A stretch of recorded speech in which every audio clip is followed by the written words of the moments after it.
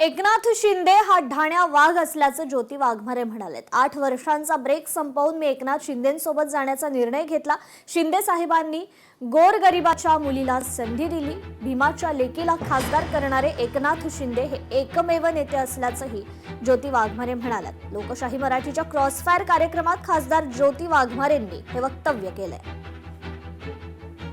महाराष्ट्राच्या राजकारणामध्ये जेव्हा एकनाथजी शिंदे साहेबांनी उठाव केला, ज्या पद्धतीनं ते पुढे आले आणि त्यांनी महिलांच्यासाठीच्या अनेक योजना राबवल्या आणि जेव्हा त्यांनी सांगितलं की that CM is not the chief minister but it is common man, तेव्हा मनात कुठेतरी आशेचा किरण निर्माण झाला की ही व्यक्ती आपल्याला न्याय देऊ शकते, जी स्वतः संघर्षातून आली आहे, ज्यांना स्वतःला गरिबीचे चटके माहिती आहेत आणि जे केवळ पद, पैसा, संपत्ती, प्रतिष्ठा आणि बापाचं नाव बघून नाही तर तुमच्या कष्टाला बघून तुम्हाला न्याय देतील।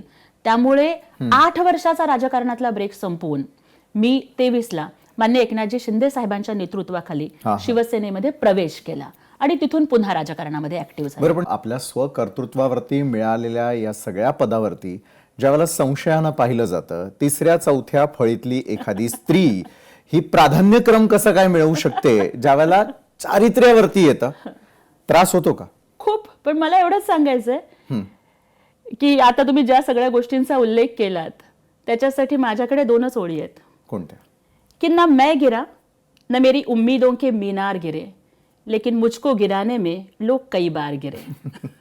खरोखर लोकशाही मराठी ऐका, पहा, जागरूक रहा।